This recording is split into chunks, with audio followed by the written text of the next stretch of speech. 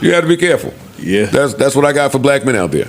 Like, be careful now, cry later. Yeah. Cry later. What y'all got for DDG? That's the one where my age kind of caught up for me. I don't know all of the details with DDG. So the latest is that his partner, Halle Bailey, or former partner, filed for solo custody, temporary physical and legal custody of their son, Halo. She says that DDG abused her both emotionally and physically, and because of those allegations, she has been granted that custody. Of course, the internet always has their opinions on what that means or the why of it.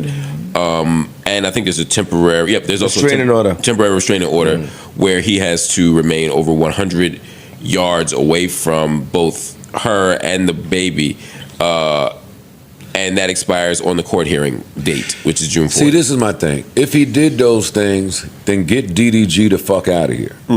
But if he didn't do those things, there's a clear blueprint and pamphlet that's being handed out to women as how to railroad a nigga that they trying to railroad. It's the easiest way. If I want full custody, I don't want this nigga to see the kid. I want him to lose all rights and privileges. Then when I found this shit that I'm about to found, I'm about to say a whole bunch of nasty things. And when you get your lawyer, he'll tell you that those things are for public finding. So true or not, it's gonna read, hey, he did X, Y, and Z. And that's going to make you look away. There's no way for an innocent man to win in this.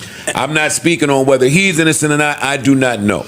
I'm glad you said. I was going to say my only thing is that it doesn't matter. The world's going to hate. The world's going to hate DDG. He's a monster. Fuck him. He needs to die. He needs to go away. And they're going to go. And he has to go through all of this process. So for me, I just wish that we can get back to the place where we give. And it feels like it's a man thing, like men the due process of like finding all of the things rather than just automatically painting them as a bad picture. Because to me, it's like we be with the shit sometimes too. We do it together. So, but for some reason, it's like with Bobby and Whitney. Everybody was like Bobby got on drugs, and after Whitney goes, and everybody's like, turns out Bobby was like, I was the lightweight. But it's like, but look at how much Bobby's career suffered because they thought that he was that. So to me, it's like niggas ain't weighing the risk when they dating Angel Face. She just angel face, beautiful, young, world loves her. Nobody would ever think that Angel Face could be on bullshit. If that's the case. And this is where, for me, the believe women conversation has to begin. And this is what I mean. Because people often hear when I say believe women, that means believe all women at all times under all circumstances. And that is not the case. For me, it is, though, let's begin from a presumption of honesty and innocence from the person making the claim. That same benefit should be given to men. It's just that's not usually a struggle. That's though. not what we do. So you know, if a dude calls and says certain things happen, we may be more inclined to buy it. You know, not the courts. I'm talking about us in our society. The courts don't listen to black men very often at all. We don't either. Right. And so, when in this case, I would say, let's investigate. Let's find out what really happened.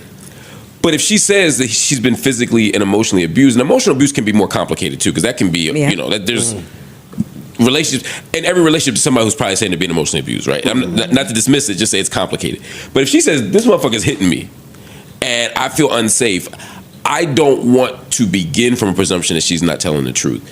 And I think what I'm seeing online is a lot of people beginning from that place that this is spite, this is this. And again, I don't doubt that their relationship. That's what you see. I see that. Because I see what Mark's saying. There's too many situations, Mark. There's too many situations of women crying wolf, Mark.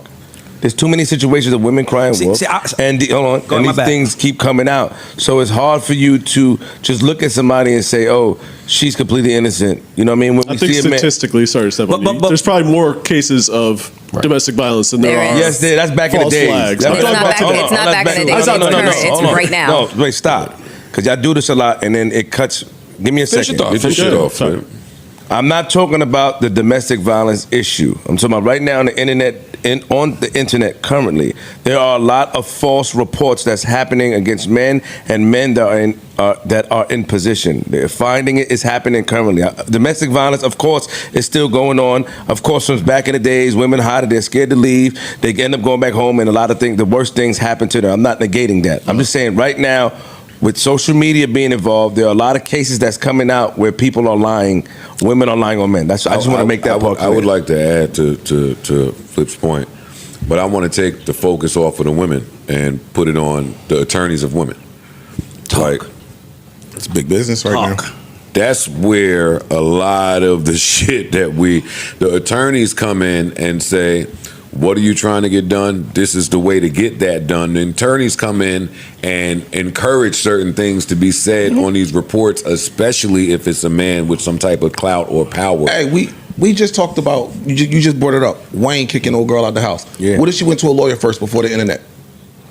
I do you want better than that. Mark just said the other day, some of the things that come along with Tony Busby, I look at with a different eye. Yes. Well, why do we look at it with a different eye? Because we know that there's attorneys out there that's playing certain games and using people, most times women, as pawns to get their shit off. That should not negate the women that this actually happens to. Exactly. Yeah. But my only thing is that we just got to get to a place where men are losing things and collapsing before we even go through the process. Yeah. And to me, it's like, and let me tell you something, bro. This really happened to me. I know these guys ain't smart. I really think I'm smart. Like, you can't. I'm ready ahead. So a girl I'm in a relationship with, very known girl, comes to my hotel room because she think I got a girl there. I don't want to let her in, and then I let her. I'm like, there's no girl in here. So she pushes the door open and she attacks me. She attacks me the whole time. We in my hotel room. As much as I'm getting attacked, Joe, the Virgo in me is saying, Ray, say something loud. So I'm saying, stop hitting me. Stop throwing stuff at me. Stop hitting me. What are you doing? So when the police come, because they came to the room, and she's like, he, they said all they heard was a man yelling for a woman to stop hitting him. When it comes to streamers who have built a strong, loyal fan base, DDG stands out for more than just his content. He stands out for who he is as a person. Fans don't just watch him. They connect with him. One of the biggest reasons DDG is so loved by his community is his authenticity. Whether he's gaming, reacting to videos, or just chatting, he never tries to be someone he's not. What you see is what you get, and in today's world of filters and personas, that's rare. His realness makes people feel like they know him, like they're hanging out with a friend rather than watching a show. Another key reason is his versatility. DDG isn't limited to one type of content.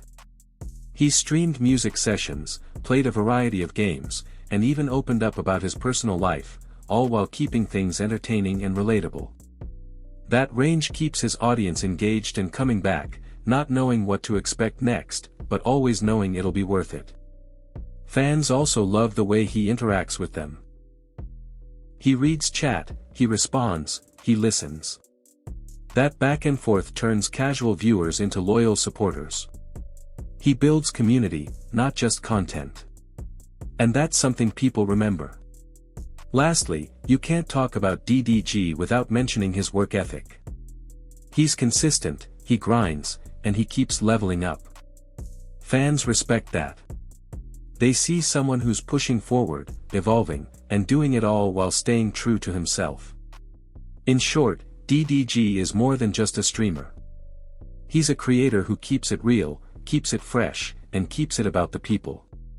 And that's why his fans love him. Not just for the streams, but for the energy he brings, every single time.